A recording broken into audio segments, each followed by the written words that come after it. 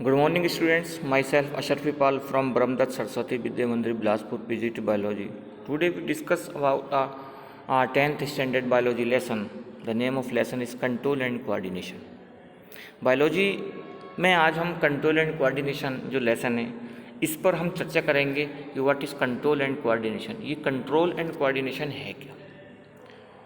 Need of control and coordination in animals, जीवों में control and coordination की ज़रूरत क्यों महसूस होती है, उसकी आवश्यकता क्यों पड़ती है। एज वी नो, जैसा हम जानते हैं, all the organism is in direct contact with the environment. हर जीव अपने वातावरण के साथ अपने इसके कॉन्टैक्ट में रहता है। So many changes in its surrounding, इसलिए हमें अपने चारों ओर बहुत सारे परिवर्तन देखने को मिलते हैं।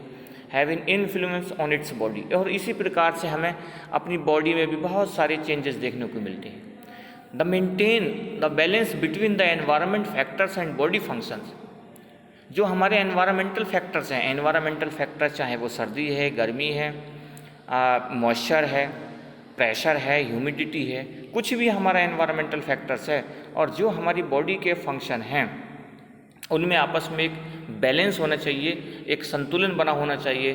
There is a need of such controlling and coordination, और इसीलिए हमें कंट्रोल एंड कोऑर्डिनेशन की उस बैलेंस को पूरा करने के लिए कंट्रोल एंड कोऑर्डिनेशन की आवश्यकता होती है।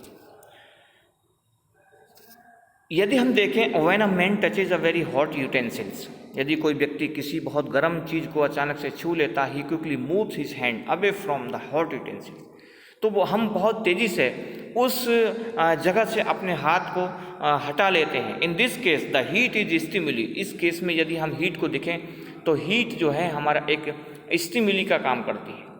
वो स्टिमुली का काम करती है। इन दिस केस जो स्टिमुली का काम है, क्योंकि हमारे हाथ के बीच में जो हमको फील हुआ वो सारा का सारा हमें एक नर्वस सिस्टम से अपने फील होता है। तो हमारी बॉडी के अंदर एक नर्वस सिस्टम है। In animals this control and coordination is carried out by nervous and muscular system. हमारी बॉडी में जो कंट्रोल एंड कोऑर्डिनेशन होता है वो नर्वस सिस्टम, तंत्रिका तंत्र से, और मस्कुलर सिस्टम जो हमारा मानसिक तंत्र है, मस्कुलर सिस्टम है, पेशी तंत्र है, उससे होता है। Human nervous system consist of 2 parts. मानव का जो नर्वस सिस्टम है 2 पार्टों से मिलकर के बना होता है, जिसमें पहला पार्ट है सेंट्रल नर्वस सिस्टम, जिसको हम कहते हैं केंद्रीय तंत्रिका तंत्र, और दूसरा है peripheral nervous system. Central nervous system it consist of brain, central nervous system में हमारा ब्रेन और स्पाइनल कॉर्ड आता है, और पेरिफेरल नर्वस सिस्टम में it consist of cranial and spinal nerve, इसमें क्रेनियल और स्पाइनल नर्व आती हैं। 12 पेयर्स ऑफ क्रेनियल नर्व्स, जिसमें हमारी 12 पेयर्स क्रेनियल नर्व्स होती हैं, and 30 pairs of spinal nerves होती हैं, है ना। तो now we discuss about the central nervous system. जो सेंट्रल नर्वस सिस्टम क्या है, it is the main part of the nervous system. Central nervous system हमारे नर्वस सिस्टम का मेन पार्ट है, कंसिस्टिंग ऑफ 2 मेन ऑर्गन्स। ये हमारे body में 2 हमारे मेन ऑर्गन से, 2 अंगों से मिलकर के बना होता है, जिसमें फर्स्ट ऑर्गन है ब्रेन एंड सेकंड है स्पाइनल कॉर्ड। ब्रेन और spinal cord, these parts are the main centre for receiving. ये जो सेंटर है हमारी बॉडी का मेन, रिसीविंग, किसी चीज़ को रिसीव करना, interpreting and generating response for any stimulus, इनके लिए इम्पोर्टेंट है।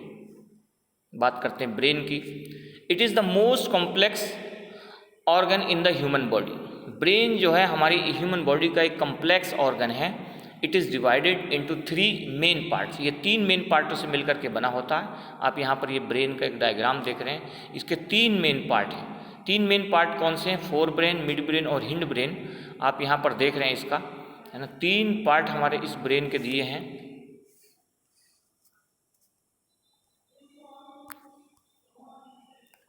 Four brain, mid brain and hind brain. Fore brain को यदि हम देखें, it is the centre of performing all types of action, either voluntary action that are the controlled by organism, और involuntary in nature action that are controlled by organ. It perform the function, जो brain होता है वो हमारी body का function same as that of central processing unit. जैसे computer में एक CPU होता है, बिल्कुल उसी की तरह हमारा काम करता है। Fore brain it is the front of largest part. जो फोर ब्रेन है हमारी बॉडी का, जो हमारा ब्रेन का फ्रंट का पार्ट है, फ्रंट पार्ट जो सामने का पार्ट है, ये फोर ब्रेन में आता है और ये सबसे लार्जेस्ट पार्ट है हमारे ब्रेन का। It consist of olfactory lobes. ये ऑल्फैक्टरी लोब से मिलकर के बना होता है। इसका फंक्शन क्या होता है फोर ब्रेन का, यदि हम फंक्शन देखें तो it is the main thinking part of the brain. ये हमारे ब्रेन का मेन एक थिंकिंग पार्ट है। It has separate area for receiving sensory impulse. It also transmitted motor impulses to the muscular to the show responses. It has centre for hearing. Fore brain हमारी body का वो centre है जिसकी वजह से हम किसी भी चीज़ को सुनते हैं, हमें भूख का एहसास होता है, हमें किसी भी प्रकार की स्मेल फील होती है। साइट इंटेलिजेंस है ना, जो हमको कुछ भी दिखता है, हमारे अंदर जो इंटेलिजेंस है, जो ज्ञान है, बुद्धिमत्ता है। मेमोरी जो हमारी याददाश्त है। लर्निंग जो भी चीज़ हम याद करते हैं। विज़न जो हमको दिखता है। मूड एंड इमोशंस, और जो हमारे अंदर इमोशंस आते हैं वो सारे के सारे उनको जो कंट्रोल करने का काम करता है वो फोर ब्रेन करता है। Hypothalamus and pituitary gland secrets variety of hormones. इसके लिए हाइपोथैलेमस और जो पिट्यूटरी ग्लैंड्स हैं वो बहुत सारे हार्मोन्स को सीक्रेट करती हैं। सेकेंड पार्ट हमारे ब्रेन का हिंड ब्रेन है। हिंड ब्रेन को यदि हम देखें तो it is the back part of the brain. ये हमारे ब्रेन का पीछे का हिस्सा है and consist of medulla, pons, विरोली एंड सेरेब्रम। ये तीन पार्टों से मिलकर के बना होता है। मेड्यूला, पोन्स एंड सेरेब्रम, ये तीन मेन पार्टों से मिलकर के हिंड ब्रेन बना होता है।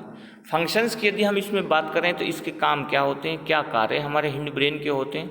It controls the involuntary actions along with mid brain. जैसे हमारा ब्लड प्रेशर है, हार्ट बीट है, जो हमारे दिल की धड़कन है, स्नीजिंग, अचानक से हमको छींक आ जाए, salivation and vomiting are controlled by medulla. ये सारे के सारे जो कार्य हैं वो हमारी बॉडी में जो हिंड ब्रेन का पार्ट है मेड्यूला, उसके जरिए कंट्रोल होते हैं।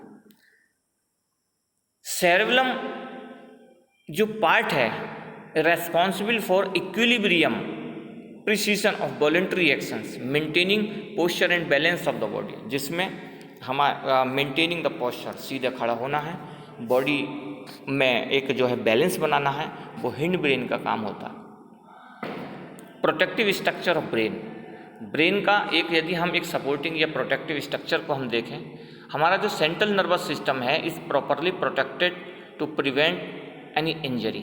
किसी भी इंजरी से उसको प्रोटेक्ट करना है, उसको बचाना है, क्योंकि ब्रेन जो होता है हमारे शरीर का बहुत नाजुक हिस्सा है। इसीलिए ब्रेन जो होता है एक खोपड़ी के अंदर, एक बॉक्स के अंदर बंद होता है। Brain is place inside a bony box, जो बोनी बॉक्स कहते हैं, जो हड्डियों का एक बॉक्स है, एक कवच है, उसके अंदर हमारा ब्रेन क्लोज होता है, नोन एज क्रेनियम, जिसको हम क्रेनियम के नाम से जानते हैं। Inside which the brain is surrounded by a fluid, और उसके अंदर ब्रेन जो होता है एक प्रकार के फ्लूइड से भरा रहता है, टू प्रोटेक्ट फ्रॉम शॉक, जिससे किसी भी प्रकार का हमको एक शॉक ना लगे, वो उसके लिए हेल्प करता है। Spinal cord is also placed in the vertebral column, और ये पीछे की ओर को जो इस डायग्राम में आप देख रहे हैं, जो ब्रेन से निकल रही है और नीचे को डाउनवर्ड्स की तरफ को आती है, ये हमारी स्पाइनल कॉर्ड है।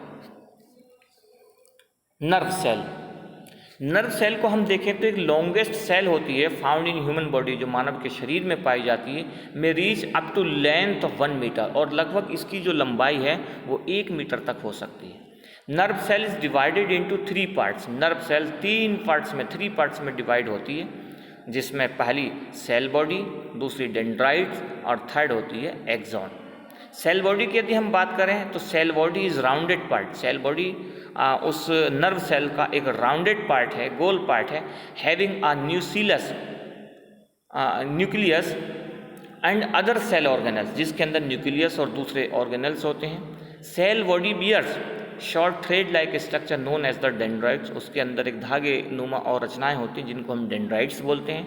विच रिसीव द स्टिमुलस, और ये स्टिमुलस को रिसीव करते हैं। स्टिमुलस वही है, जैसे हमको गर्मी का एहसास होना, सर्दी का एहसास होना, किसी ठंडी चीज़ पर हाथ पड़ जाए तो हमको एहसास हमारी स्किन से हो जाएगा, किसी गर्म चीज़ को यदि हम छू लेते हैं तो भी हमारी फिंगर्स के या बॉडी पार्ट से उसका एहसास हमको हो जाएगा। ये सारे के सारे हमारे स्टिमुलस हैं। Axon is a long process which carries information to one neuron to another neuron. और जो एक्सॉन है वो बहुत सारी इन्फॉर्मेशन को एक न्यूरॉन से दूसरे न्यूरॉन तक को लेकर के जाता है। A very small gap is present in the between two neurons. दो न्यूरॉन्स के बीच में एक बहुत हल्का सा एक गैप होता है और उस गैप को हम साइनेप्स के नाम से जानते हैं। किस नाम से जानते हैं? साइनेप्स के नाम से। फंक्शनिंग की यदि हम इसकी बात करें कि जो नर्व सेल्स है इसके फंक्शंस क्या होता है हमारी बॉडी में, the stimulus is received by the dendrites tips of the nerve cells and carried in from one electrical impulse. जो स्टिमुलस है हमारे, स्टिमुलस है हमको कोई ठंडी चीज़ महसूस होना, गर्म चीज़, यदि कोई हमको पिन पंच कर देता है तो suddenly withdrawn in our hands, हम अपने हाथ को पीछे की ओर को खींच लेते हैं, वो एक स्टिमुलस है। Impulse travels from dendrite to cells. जो इम्पल्स होती हैं वो डेंड्राइट से सेल बॉडी की तरफ को एक ट्रेवल्स करती हैं and then through the axon, उसके बाद में एक्सॉन में उसके लास्ट सिरे तक पहुंचती है। It setup of chemical impulse by releasing some chemicals known as neurotransmitters in the synapse. This chemicals pass through the synapse. ये जो केमिकल्स होता है ये साइनेप्स के जरिए पास होता है एंड रीच टू डेंड्राइट्स, और डेंड्राइट्स तक जाता है of other neuron to transfer the information again in electrical form. When synapse occurs between a neuron and muscle cell then it is known as the neuromuscular junction. Acetylcholine ये एक transmitter है जो present in the synapse में present होता है। Next topic है हमारा इसमें रिफ्लेक्स एक्शन। रिफ्लेक्स एक्शन क्या है बच्चों? It is the nerve mediated spontaneous automatic involuntary response to stimulus without the will of the organism. It discovered by Marshall Hall in 1833। अब देखिए रिफ्लेक्स एक्शन क्या है, इसको एक एग्जाम्पल के जरिए मैं बताता हूँ। If we accidentally touch a hot plate, अचानक से हमारा हाथ किसी गर्म प्लेट पर पड़ जाता है, आवर हैंड मूव्स बैकवर्ड, जल्दी से हम अपने हाथ को पीछे की ओर खींच लेते हैं विदाउट थिंकिंग, बिना सोचे हुए। हम ये सोचते नहीं है कि ये गर्म चीज़ है, मुझे अपना हाथ इस पर से उठाना है या नहीं उठाना है, हाथ नहीं हटाऊंगा तो हाथ जल जाएगा। हम सोचते नहीं हैं, बिना सोचे हम जल्दी से अपने हाथ को पीछे की ओर को खींच लेते हैं। तो ये क्या है? रिफ्लेक्स एक्शन है हमारा।